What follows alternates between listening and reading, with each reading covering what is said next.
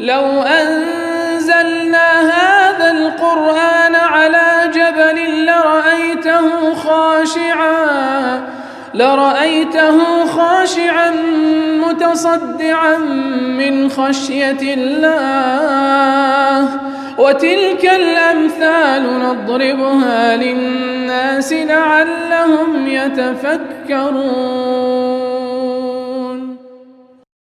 الحمد لله والصلاة والسلام على رسول الله وعلى آله وصحبه ومن والاه. السلام عليكم ورحمة الله. برزن خوش حالم لواني 405 لواني كاين تفسير القرآن بيروز بهم وخزمتان ومبس رزامندي خواهي قول وهيوادان مئوي أزيز سودي لور بقرن.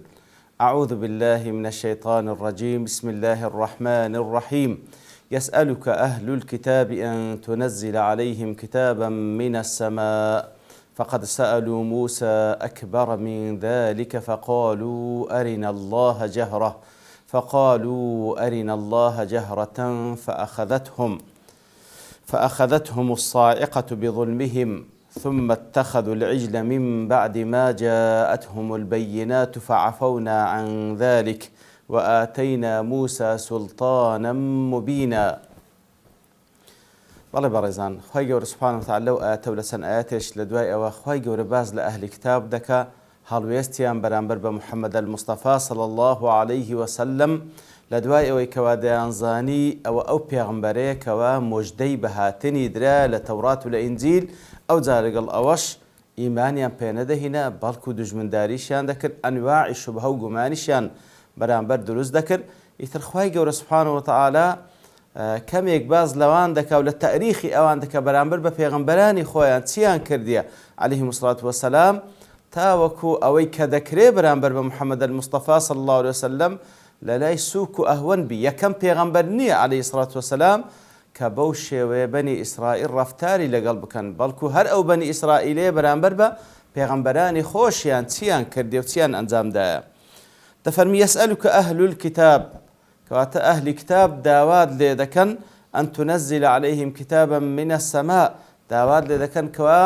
تاوەکو ئیمانت پێبینن بەڵگە لەسەر پێغەمبەرایەتی تو ئەوەیە کە کتابێک لە ئاسمانەوە لۆ دابەزی فقد سألوا موسى أكبر من ذلك لە کاتێکدا ئەوەی کەوا داوا لە تو دەکەن زیاتریان داوا کرد لە موسى عليه الصلاة والسلام کەوا چیان گوت فقالوا أرنا الله جهرة لەبەرەوەی گوتوبیان خوامان پیشان بدە بە چاوی خۆمان بە ئاشکرا بیبینین. فأخذتهم الصاعقة بظلمهم صاعقة وعذاب أواني بردوا بسبب ظلميان ثم اتخذوا العجل من بعد ما جاءتهم البينات تلدواي أوهم بينات وآياتانك وبتساي خوان ديتيان سردست موسى عليه الصلاة والسلام أوجا قولتشيان برست خواهي فعفونا عن ذلك عفو ما كردن وآتينا موسى سلطانا مبينا. ئیتر بەرامبەر بە ئەوان خۆی گەورە دەفەرمی سوڵتان و دەسەڵاتێکی زۆر ئاشکرامان بە موسا بەخشی. ئەو بە کورتیمانە ئاەتەکە. ئیتر یەسئەلوکە ئەهل الکتاب تەمەشا دەکە یەکەم شت خۆی گەورە سوبحانەهو وتەعالا دەفەرمی ئەهلی کتاب پرسیار لێ دەکەن. دیارە وەکو لە تەفسیرەکان بە چەندین شێوە لە سەبەب نزولی ئەو ئاەتە باسییان لەوە کردێکەوە کەعب و هەروەها هاوڵانی کەعبی یەهودی دەهاتن بەو شێوەیە پرسیاران لە پێغەمبەر دەکرد صلی الله عليه وسلم اقتراحیان دەکرد ئەنواعی شتیان داوا دەکرد تاوەکو ببیتە بەڵگە لە بۆیان گوایە بەڵگەیان پێێنێ لەسەر پێغەمبەرایەتی پێغەمبەر صلی الله عليه وسلم. جا لێرە دەفەرمی یەسئەلوک بە صیغەی فعلی مضارع هاتیە. دیارە فعلی مضارع بە مانای ئەوەی دێ ئەوەلەن تاوەکو ئێمە وەکەئەنەما لە پێش چاومانە بیبینین وكأنما لبيش تساو ما نواجه كان دين برسيال لبيغمبر دكان صلى الله عليه وسلم اقتراحات تقديم دكان وهروها يسألك معناي تجديد تدابوي كوا بردوام لسر أو داوا كاريانيان برامبر ببيغمبر صلى الله عليه وسلم أو برامبر بشوين كوتواني بيغمبر صلى الله عليه وسلم داوا كاريوان هي كوا قابلي قبول نية.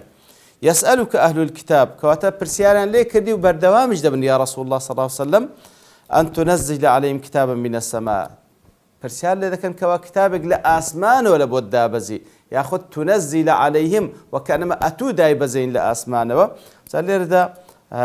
وكو زانان دفن وكو دابزيني ألواح لبو موسى عليه الصلاة والسلام كواديار التوراة تيدا نسرابو وكو معلومة لحديث صحيح في غنبر داهتي صلى الله عليه وسلم كخواي قور سبحانه وتعالى توراتي بدستي مباركي خوي نسيتوا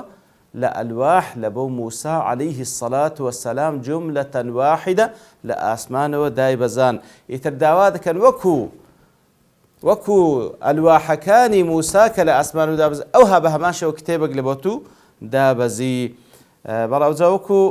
زانان دەفەرموو خۆ ئەوان چەندین بەڵگەیان لە پێشچاوە و لەلایەن ڕوون و ئاشکرایە ئەو وەصفەی کەوا لە تەورات و ئینجیل هاتێ لە وەصفی محەممەد المستەفا صلی الله عليه وسلم هەموو بەتەکید لەیان ڕوون و ئاشکرایە کەوە ئەو شەخصەیە ئەو پێغەمبەرەیە عەلەیهی سەڵات وسەلام کەوا موژدە بە هاتنی درایە بەڵام لەگەڵ ئەوەش داوای شتیوا دەکەن کەوا تەنها بەڵگەیە لەسەر ئەوەی کەواوان نانوێ ئیمان بینن بەڵگەیە لەسەر نانوێ ئیمان بین چکە مەسەلەی دابەزینی ئایات و معجزات لەلایەن خواوەیە سبحانه وتعالى بە بڕیاری خواوەیە سبحانه وتعالى نەک لەلایەن پێغەمبەرەوە بی والعیاذ بالله صلى الله عليه وسلم ئەوە تەنها لە دەسەڵاتی خوایە کەواتە ئەوەی هەندێنی ئەو داواکاریە بەتایبەتی ئەهلی کتاب کەوا چاک دەزانن ئەو بابەتانە لە دەسەڵاتی خوایە سبحانه وتعالى لە دەسەڵاتی پیغمبر نیه صلى الله عليه وسلم او زاد فرن فقد سألوا موسى أكبر من ذلك پێت غەریب نەبی کاتێکەوە داوات لێ دەکەن لە ئاسمانەوە کتێبێکیان لۆ دابەزێنی یاخود هەندێک لە مفەسرین دەڵێن واتە مەبەستیان ئەوە بوو لە ئاسمانەوە کتێبێک دابەزی لەلایەن خوای گەورەوە سبحانه وتعالى کەوا موجه بی لۆ فلان و فلانە کەسی یەهودی بۆی کەوا فلانە کەس ئیمان بە محەممەد المستەفا بینە صلی الله عليه وسلم بەرەوەی پێغەمبەری منە أن تنزل على كتابا من السماء كاتبوا معناش لك دريتو فقد سألوا موسى أكبر من ذلك لا تغريب نبي كوا أوان داوي أو شتر ذكر أصلا داوي زياتري شان موسى كرد عليه الصلاة والسلام بوي كوا فقالوا أرنا الله جهرة كوا قتيان وكو مفسرين بوشوي تفسير ذكر أرنا الله جهرة أي رؤية ظاهرة بحيث نعاينه ونشاهده بأبصارنا ويطلب إلينا الإيمان بك كواتا بوشي ويا داواي قورتريان لموسى كرديا عليه الصلاة والسلام كواغوتيان أرنا الله جهرة خوامان نيشان دا بتاوي خوامان بيبينين أو زافرمان من بيبكا كوا إيمان بتوبينين يا موسى سبحان الله إتر دیارە کاتێکەوە خوای گەورە سبحانه وتعالى بەو شێوەیە باز لە اقتراحی ئەهلی کتاب دەکات بۆ پێغەمبەری صلی الله عليه وسلم طبعا ئەوانەی کەوە اقتراحی ئەویان دەکردکەوە أن تنزل عليهم كتابا من السماء اقتراحی ئەویان دەکرد لەسەر پێغەمبەر صلی الله عليه وسلم کەوا کتێبێک دابەزێن لە ئاسمانەوە بەو شێوەیە باسمان کرد طبعا ئەوانە کەسانێک بوون لە عەسر و سەدەی پێغەمبەر دەژیان صلی الله عليه وسلم بەڵام ئەوەی کەوە باز دەکا خوای فقط سألوا موسى أكبر من ذلك ئەوانەی کەوا پرسیاریان لە موسا کرد گەورەتر لەو پرسیارە ئەوان خۆ هەمان ئەو کەسانە نینەکەوە معاصری پێغەمبەرن صلی الله عليه وسلم طبعا بەڵام باب و باپیرانی ئەوانن کەواتە ئەوانەی کە داوات لێ دەکەن کە کتاب لە ئاسمانەوە دابەزێنی باب و باپیرانی ئەوانن کەوا داوایان لە موسا کردیە ئەرینە الله جەهرە بەڵام لۆ خوای گەورە دەیداتەوە پاڵ ئەوانە وەکو زانایان دەفەرمون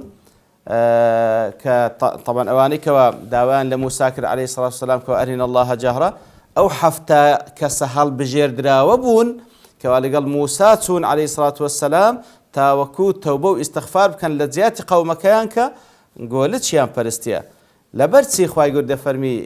ئەوانە بوون کەوا داوایان لە موسا کرد عليه الصلاة والسلام على العلم باب باپیرانیوانە بوون لەبەرەوەی لأنهم كانوا على مذهبهم لەبەرەوەی ئەوان لەسەر مەذهبی باب و باپیرانی خۆیان بوون وەڕاضینە بسؤالهم و هەروە ڕازی بوون بۆی کەوا ئەوان داوایان کرد بۆ خوای گەورە بین بەچای خۆیان ومضاهینە لەهم في التعنت و هەروە بە هەمان شێوەی باب باپیرانیان کەوا پرسیاری شتێکیان دەکرد مەبەستیان ئیمان هێنان نەبوو مەبەستیان ئەوە بوو کەوا فعلا ڕەدی ڕیسالە و پەیامی موسا بکەن و عليه الصلاة والسلام بە هەمان شێوە ئەوەی کەوا داوا لە تو دەکەن بە هەمان شێوە لەسەر مەذهب باب باپیرانیان مجرد مەبەستیان ئەوەیە کەوا پەیامەکەی تو ڕەد بکەنەوە ئیتر کاتێکەوە خوای گەورە دەفەرمی فقالوا أرنا الله جارة فأخذتهم الصاعقة بظلمهم. إتلنا نتيجي أو ظلمان بظلمهم باك سببيا بسبب أو ظلمان تكبراستي برسار كردني أوشتا لموسى عليه الصلاة والسلام وبرسار كردني أوشتش لبيغمبر صلى الله عليه وسلم كوا كتابك لأسمان دابزين براسي الظلمة لبري الظلم أوي كوا شد لزيقاي خوي نبي عدليش أوي شد لزيقاي خوي بي كوا تبراسي الظلم يتشي قوري كوا داوش تيك بكي لبيغمبرك لبيغمبراني خوا عليه الصلاة والسلام شتێک داوا بکەی کە لە دەسەڵاتی ئەو دانێت تەنها لە دەسەڵاتی خوایە سبحانه وتعالى. ئیتر بە سەبەبی ئەوەی کەوا گوتیان ئەرینە الله جەهرە خوامان نیشان دە بە ئاشکرا بە چای خۆمان بیبینین ئەوە زوڵمێک بوو لە نەتیجەدا خوای گەورە دەفەرمی صاعقە ئەوانی بردەوە. صاعقە چییە؟ وەکو ئیبن جەریر ڕەحمەتی خوای دەفەرمی كل أمر هائل هەموو شتێکی گەورە رآه الرائي أو عاينه أو أصابه هەر شتێکی گەورە کەسێک بە چای خۆی بیبین یان بەسەری بێ حتى يصير من هوله وعظيم شأنه إلى هلاك وعطب وذهاب عقل. هەر شتێکی گەورە کە بەسەر کەسێک بێ یان بە چای خۆی ببینی لە نەتیجەدا بەرەو بە هیلاک چوونی ببا یان عقلی لەدەست بدا لە گەورەی ئەو شتە ئەوجا سەود بی دەنگێک بی لە ئاسمانەوە ئاگرێک بی زەلزەلەیەک بی یاخود هەر شتێک بی لەو شتانی کەوا زۆر گەورەیە لە نەتیجەدا کە کەسێک بەسەری بێ یان بە چای خۆی بیبینی لە نەتیجەدا لەناو بچی یان عقلی لەدەست بدا. راغب دەڵێتن صاعقە بە سێ شێوەیە بمعنای مردن دێ وەک خوای گوت فصاعق من في السماوات ومن في الأرض إلى من شاء الله لە سوورەتی الزمر کەواتە بمعنای مەوتیش دێ صاعقە واتە مردن وەکو لە سوورەتی الزمر باسی دەکا بمعنای عذاب دێ أنذرتكم صاعقة مثل صاعقة عاد وثمود سورة فصلت كواتا خواهي قد فنم بيان بلي أجر إيمان نينن أمنيش دتان ترسين بعذابك وكو عذابها تسر عاد وثمود وهذا بمعنى آجريج ده وكل سورة البقرة دفرمي ويرسل الصواعق يأخذ سورة النور ويرسل الصواعق فيصيب بها من يشاء وهذا خواهي قد الصاعقة دنيري عفوا سورة الرعد خواهي قد الصاعقة دنيري واتا هورا بروز كدنير تنكوا ئاگری تێدایە فەیوسیب بها من یەشاء ئیتر تووشی کەسانێک دەبی کە خوای گەورە ویستی لەسەرە. ئەوجا دەڵێ وما ذكره سبحانه إنما هي أشياء حاصلة من الصاعقة. ئیتر ئەوەی کەوا خوای گەورە باس کرێ و عەزابی کە بەسەریان هات لە کاتێکەوە داوایان کرد خوای گەورە ببین بە چاوی خۆیان دەفەرمی ئەو شتانەیە کەوا لە نەتیجەی صاعقە تووشیان دێ فإن الصاعقة هي الصوت الشديد في الجو. صاعقة لسرتا دنجيتشي قوري لأسمانه ثم يكون منه نار فقط أو جاء آقري لدوادادي أو عذاب أو موت يا سزاق يأخذ مردن وهي في ذاتها شيء واحد وهذه الأشياء تأثيرات منه كاتب أخو يكشتا بلام أوان كالتأثيرات أو ويبدو أن المراد بالصاعقة هنا ذلك الصوت الشديد المجلجل المزلزل المصحوب بنار هائلة كاتوي كبساليانها فأخذتهم الصاعقة كاتك وداوان كرخوا بتساي خوان ببينن أو بو كوا دنجيشي زور قولا كوا توشي زلزالي كردن لها ما كادا آقريشي قولي لقل دابو والذي كان من آثار أن صعقوا لنتيجة توشي صعقهات أي خروا مغشيا عليهم لهوش خوانتون أو هلكوا يعني أو تاب هلاكتون بسبب ظلمهم وعنادهم وفسوقهم عن أمر الله كواتا بسبب ظلم وفسوق درتونيان توشي أو حالة تبون طبعا بظلم وقوتهم أي جرأتهم على الله وعتوهم وعنادهم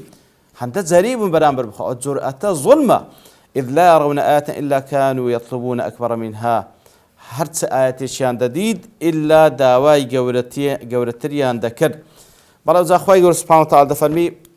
كاتك وداوالة تذكر كتابك لأسمان داب زيني أو باب بابيراني أوان كأواني لقلت توجد جيانا محمد المصطفى صلى الله عليه وسلم كران ونوي أوان رازين بمذهب باب بابيرانيان داوایان لە موسا کرد گەورەتر لەوە کەوا گوتیان بەچاوی خۆمان دەمانوێ خوا ببینین سبحانه وتعالى تاوەکو فەرمانمان پێ کە ئیمان بە موسا بینی لە نەتیجەدا فأخذتهم الصاعقة بظلمهم ئەوجا لە نەتیجەدا خوای گەورە صاعقەی ناردە سەریان کە وەکو بەو شێوانە لێکمان داوە صاعقە و عەزاب و ئەو